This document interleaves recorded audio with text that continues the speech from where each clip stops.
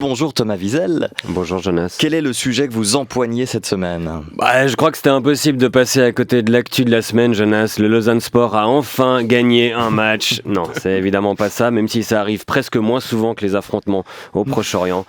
Oui, je vais parler de ça, je vais essayer. Cette semaine, j'ai lu 229 articles sur Israël-Palestine, j'ai regardé les TJ, infrarouges et des vidéos sur Instagram. Tout comprendre au conflit en 3 minutes. Faux, j'ai encore moins bien compris qu'avant. Infrarouge, en 1 heure, ils n'ont pas eu le temps de tout couvrir. Moi j'ai 5 minutes, il faut que je fasse des blagues. Même Tom Cruise il dirait j'aime l'émission Impossible mais je passe mon tour. Oui, je sais que la moindre phrase pour être sortie de cette chronique et me valoir une vague de haine d'un côté, de l'autre ou des deux. Autant vous dire que moi aussi je marche sur des œufs avec des chaussures de ski. À l'intérieur de chaque œuf il y a un petit poussin avec un panneau qui dit fin de carrière. Il y a un collègue qui m'a dit mais vas-y tu peux, t'es juif. Ça autorise pas tellement à dire plus de conneries que quelqu'un d'autre. Puis en plus je suis pas juif. Un de mes grands-pères était juif, moi pas. Mon autre grand-père il était contrôleur CFF, ça veut pas dire que j'ai l'abonnement général. Ça veut dire que la moitié de mon arbre généalogique aime les trains, l'autre bof. Ouais, j'ai même pas commencé la chronique, vous sentez que je suis déjà en train de fabriquer une omelette là. Non, c'est compliqué.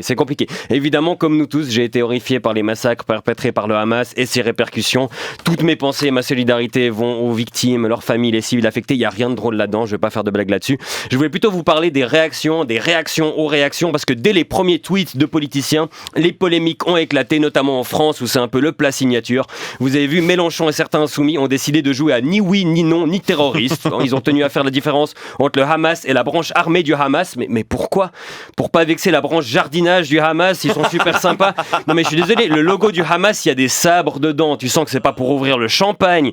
Cela dit, ils ont dit crime de guerre. Ils ont même dit crime contre l'humanité, ce que fait aussi la BBC ou les Nations Unies. Et moi, je suis pas juriste en droit international, je vois pas bien les nuances. Mais est-ce qu'on doit passer des jours entiers à s'écharper sur la sémantique ? Tenez bon, l'aide humanitaire arrive dès qu'on a réussi à se mettre d'accord sur le vocabulaire.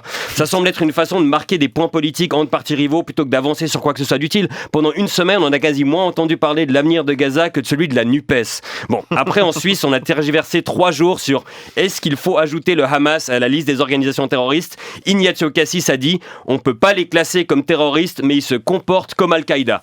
Ouais, relis ta propre phrase, ça va peut-être t'aider. Cassis, on peut pas dire qu'il pinaille, mais il se comporte comme quelqu'un qui entube des mouches.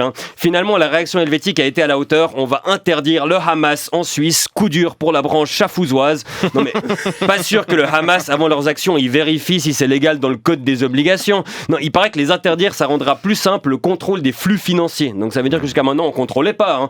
Si tu faisais un versement pour le Hamas, on disait pas de problème, vous avez l'IBAN. Et ailleurs dans le monde, on s'est pas privé de mettre son grain de sel aussi. Moscou a appelé à un cessez-le-feu. Oh, je sais pas si je l'aurais tenté celle-là. Moi, je pense qu'ils se marrent avec Lavrov, Poutine. Attends, je vais leur sortir le coup du cessez-le-feu. En Iran, dans le régime finance le Hamas, l'ayatollah Khomeini a dit on n'a pas aidé pour l'attaque du 7 octobre, mais nous embrassons les fronts et les bras des initiateurs. Ce qui est quand même plus convaincant comme début de porno gay que comme démenti. Oui, c'est pas nous, mais on leur coule un bain en leur prodiguant un massage à l'huile de coco.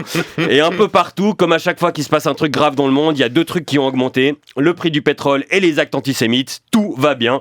Mardi, on a commencé à avoir des images très choquantes. Bernard-Henri Lévy est sur place, en train de se faire recaler un checkpoint de l'armée israélienne. On dirait Manuel Valls qui essaie d'entrer dans tous les gouvernements du monde.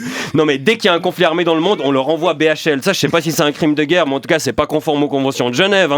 Ça fait 30 ans qu'on se fout de sa gueule avec sa chemise blanche déboutonnée sur les champs de bataille. Il s'en fout, il continue. BHL, c'est le seul philosophe qui arrive pas à réfléchir s'il y a pas le bruit des bombes. Mais qu'est-ce qu'on ferait pas pour s'éloigner d'une répète de vocaliste d'Ariel Dombal ? Après, j'ai zappé, je tombe sur Touche pas à mon poste. Le débat, c'était pourquoi Kylian Mbappé n'a toujours pas réagi. Ah oui, moi, quand il y a un truc grave qui se passe, j'ai aucun avis tant que Kylian ne m'a pas dit quoi penser, quoi. Puis avant les votations, j'attends les consignes de Stéphane Chapuisat. Non mais pourquoi Mbappé s'est pas exprimé ? Je sais pas, parce qu'il est ailier gauche, pas ministre des Affaires étrangères. Non mais franchement, pas surprenant que certains exigent les réactions des footballeurs, parce qu'en parcourant les réseaux, conseil d'amis, faites-le pas. On dirait qu'il faut choisir un camp comme si c'était un match de foot où on compte le nombre de Palestiniens et Israéliens tués comme si c'était un score. C'est tragique. Et du coup, à défaut d'avoir Mbappé, CNews et Pascal Pro sont allés chercher Enrico Macias, qui a dit ceci sur les élus de la France insoumise. Il faut les dégommer, ces gens-là. Il faut les dégommer. En tout cas, politiquement. Ouais. Non, il faut les dégommer. Politiquement. Oui, bien sûr, mais peut-être même physiquement.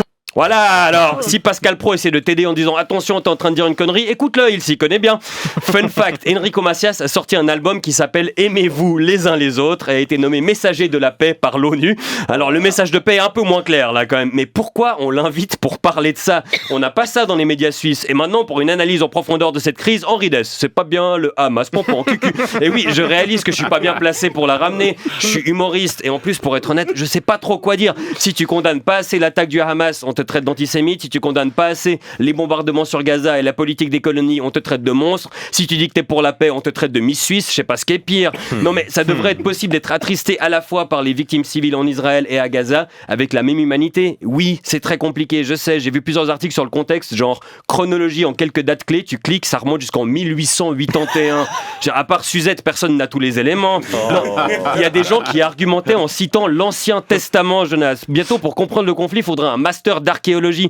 Peut-être qu'après un siècle, on peut arrêter de chercher qui a commencé et chercher comment finir. Parce que quand Netanyahou dit c'est notre 11 septembre, quand Tsahal tweet soit vous êtes avec Israël, soit vous êtes avec le terrorisme, n'oublions pas que c'est exactement ce que disait George W. Bush après leur 11 septembre et que la vengeance américaine a foutu le bordel sur toute la planète pendant 2 décennies sans éradiquer le terrorisme. Ce qui se passe à Gaza, je sais pas si ça va résoudre quoi que ce soit. Quand Israël leur a annoncé qu'ils allaient les priver d'électricité, de nourriture et d'eau, les Gazaouis ont répondu ah on est déjà mardi. Et c'est pas parce qu'on appelle les victimes civiles des dommages collatéraux que ça les rend moins mortes. Les victimes innocentes d'un côté n'annulent pas celles de l'autre, elles s'accumulent.